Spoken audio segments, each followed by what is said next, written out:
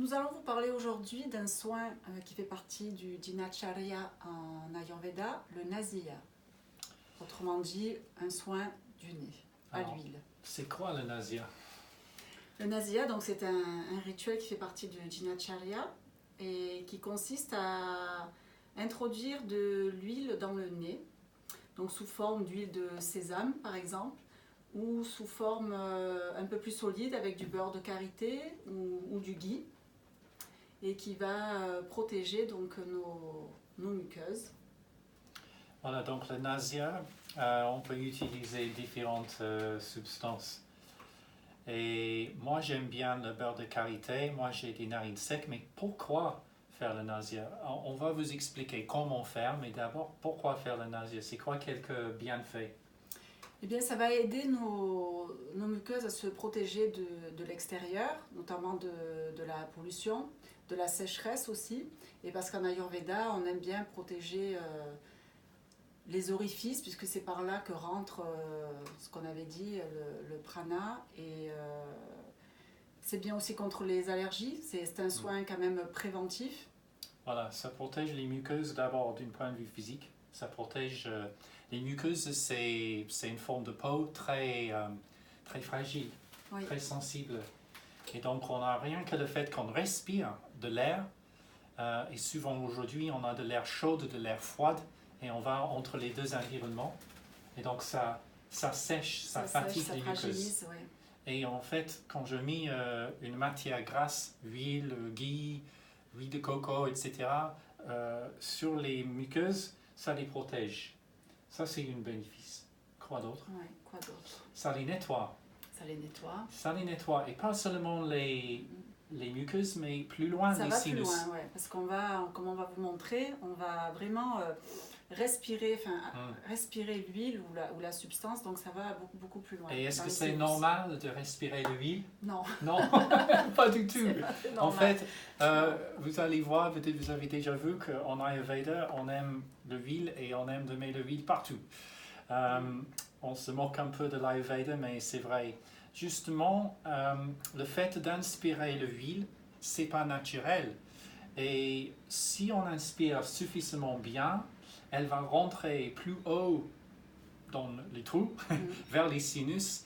Et en fait, les muqueuses des sinus, même si l'huile c'est à la fois une amie, c'est aussi... C'est un peu agressif aussi, quelque part, quand on le fait. Et donc, qu'est-ce qui se passe dans nos muqueuses à ce moment-là? Elles vont rejeter. Voilà. C'est pour ça qu'on aime bien en Ayurveda.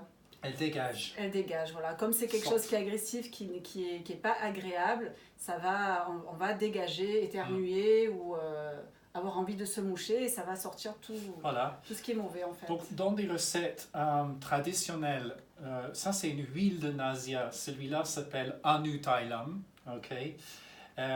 ou c'est vendu comme huile de Nasiya, une Nasiya Tailam.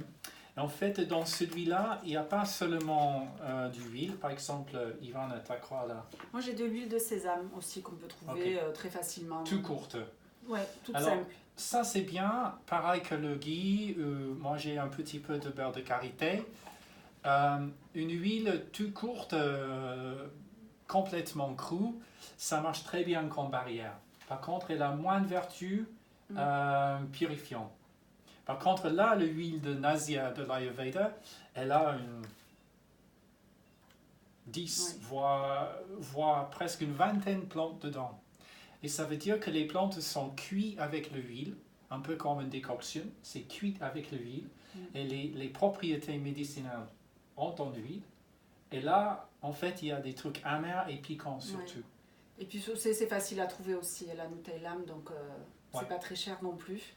Donc autant se servir. Alors l'avantage de l'Anu Tailam, quand je sniffe l'Anu Tailam ou le Nasiya Tailam, le Nasiya huile, il y a cette action médicinale et ça racle davantage les muqueuses, les sinus, donc ça va les purger, ça les nettoie. Donc ça c'est pourquoi faire le Nasiya, ça protège contre quoi? Contre la pollution, les terrains allergiques. Oui. Sécheresse, sécheresse, tout ce qu'on respire, de toute façon. Poussière, même contre les allergies de chat et tout ça. poussière dans le milieu de travail, dans le ville, le milieu urbain. Surtout si on vit dans un milieu urbain. Ouais. Donc, et sur un niveau plus subtil en Ayurveda? Alors, le niveau plus subtil, ça fait quoi alors le nasya? Alors, le nasya, ça traite, dans l'ensemble, en fait, ça traite par les narines, ça traite la tête. Et on sait que dans la tête, il y a le cerveau. Et le cerveau, c'est ce qui nous aide à penser, etc. Donc, en fait, tout ce qui est cérébral, elle est améliorée par le nasya. Ça veut dire la fonction cérébrale, tout ce que tu veux, concentration, attention, mémoire, etc., humeur, etc. D'un point de vue encore plus ésotérique, donc ça soigne cette zone-là du troisième œil. Donc les anciens croient aussi que ça soutient, par exemple, les activités comme la méditation. Comme la méditation, oui. Oui, les études. Voilà, toute ouais, démarche. Ça amène clarté. Clarté, conscience. Voilà. Donc, on va voir plein de variantes de nasya, mais ce que nous voudrions vous montrer, c'est la nasya quotidienne. C'est vraiment une protection pour le voie ORL via le nez, surtout les muqueuses de la nez, les sinus, donc ça protège par exemple contre les rhumes, etc. Donc là, ça donne aussi une meilleure olfaction. Oui, odorat. Parce qu'en Ayurveda, on veut que c'est gai la vie, un plaisir. C'est ça surtout, il ne faut jamais oublier. Il ne faut pas oublier. Voilà. Faut pas que ce soit... Tout n'est pas contrainte, il ne faut pas croire ça. Oui, et des fois on se concentre un peu plus sur le côté objectif de nos démarches, nos soins, notre guérison. Mais là, rien que je soigne cette voie de respiration, ça va faire plein d'effets. Ça améliore mon réception de l'énergie vitale.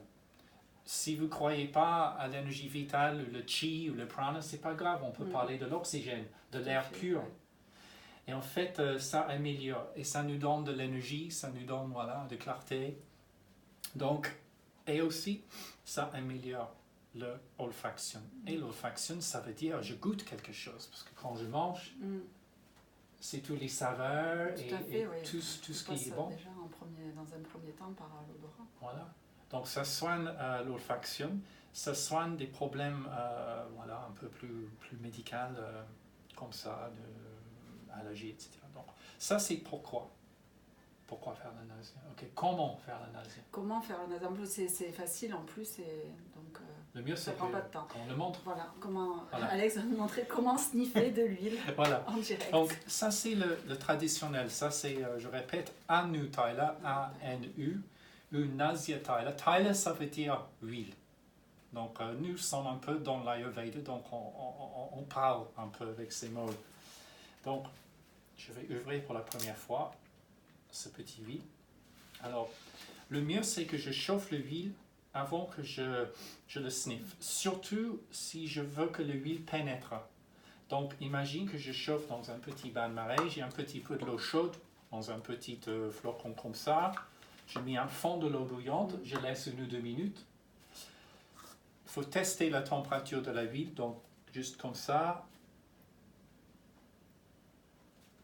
Il va sortir. Ah, comme c'est nouveau, il faut l'ouvrir. Donc pour ça, quand on est préparé ici. Donc là, je vais faire un petit test. Et je trouve que ça ne brûle pas, donc ça veut dire que c'est bon. Donc là, j'ai des options, mais le mieux c'est d'introduire directement les gouttes dans le nez. Donc je vais essayer de faire 2-3 gouttes.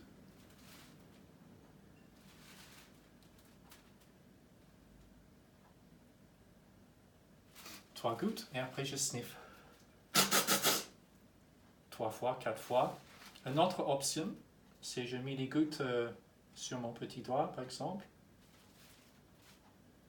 Je lubrifie le narine et là je sniffe.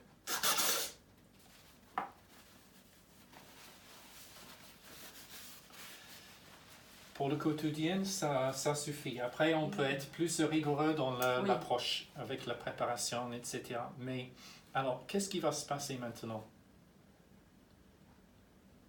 Un petit goût un peu bizarre, parce que ça, c'est une huile médicinale. Donc, on verra si j'ai un effet dans 2-3 minutes.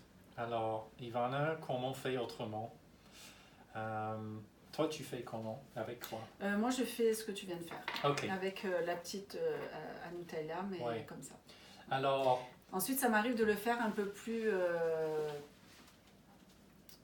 en conscience et quotidiennement, je le fais comme ça. Sinon, je peux, c'est comme une sorte de méditation aussi, je m'allonge, je fais des respirations, ok. pranayama, et ensuite je m'allonge, je mets les gouttes, et j'aspire et j'attends de voir ce qui se passe, etc. Oui. Mais ça, je ne le fais pas tous les jours, Ok, c'est de temps en temps. très bien. Moi, ça commence maintenant à créer une sensation de gêne. Le gène, Alors, c'est brûle. surtout la narine droite parce que j'avais versé 3-4 gouttes et c'était des gros gouttes. Si vous commencez une soin en Ayurveda, il ne faut pas commencer tout d'un coup. Ouais, c'est toujours Ouais. crescendo. Donc là, on fait ces vidéos davantage pour aider nos propres clients, parce que nous sommes éducateurs, mais c'est aussi pour le grand public. Alors, quelle que soit la technique que vous allez employer, ne commence pas en dose pleine. Ouais, jamais. Donc, il faut commencer avec moins. Donc là, j'ai fait 4 gouttes de bon huile ayurvédique très fort et j'ai pas fait depuis longtemps. Parce que moi, en fait, pendant ma vie quotidienne, moi, je suis de nature vata, ça veut dire je suis davantage sec de nature. Mon corps a du mal de retenir tout. Donc, en fait, je suis quelqu'un plutôt en insuffisance. Donc, il faut davantage nourrir plutôt que nettoyer. Ouais. Et donc, moi, ce que j'aime bien, là, ça pique maintenant. Ouais, Ouais. Ça pique, voire ça brûle. Ouais, voilà. Ça brûle un peu. Alors, ça, c'est l'aspect raclant, purifiant. Ce que j'aime faire tous les jours, moi, 4 ou 5 fois par jour, je prends le beurre de karité, j'ai un petit fond qui reste. Donc, je perds un petit peu de beurre de karité, comme ça. Je chauffe ici, jusque, voilà, ça devient un peu liquide et clair. Et là, je vais introduire un petit peu de beurre de karité dans le riz. Alors, c'est pas trop le pain que je sniffe, mais je sniffe un petit peu. Ça monte légèrement. J'enlève l'excès, ou éventuellement, vu que c'est le beurre de karité, je peux lubrifier un autre trou, les lèvres. Pas de gaspillage. Voilà, et même quand je suis sec, au même temps, ce qui reste, bah, écoute. Dans les oreilles. Voilà. En fait, ma nature sec, ça veut dire que je peux presque abuser de l'application d'huile.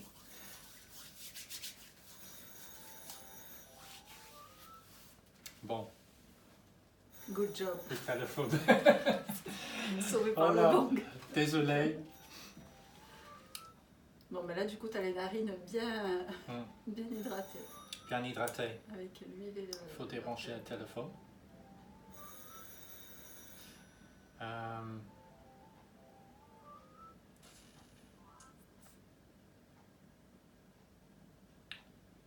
peut éventuellement éditer celui-là. Donc, je viens faire les deux variantes. On peut, avec le ghee, le noix de coco ou une huile tout courte, c'est très protectrice et moins nettoyant. Et donc, si vous avez des terrains congestifs et vous voulez vraiment purifier les nombrils, technique. Oh my bloody god. Lucie, ouais, tant pis. Ok. Ouais, on peut éditer la vidéo.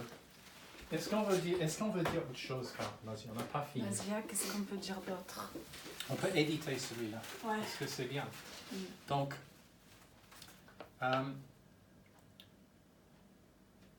si vous souffrez de la sécheresse, les allergies saisonnières, etc., rien que prendre un peu d'huile crue, beurre de karité, etc., dans les narines, même 5 fois par jour, ça ne gêne pas. Et vous allez voir, ça protège vraiment bien. Les sensations gênantes, c'est normal au début. Et ne pense pas que c'était mauvais pour vous. Là, je sens vraiment maintenant dans l'arrière-gorge, en haut, je sens une sensation de picotement. Picotement, ouais, d'amertume. J'ai presque envie de cracher, Mm. même de boire quelque chose. Donc ça, c'est l'action dérapante des plantes, qu'ils sont intégrées dans l'huile.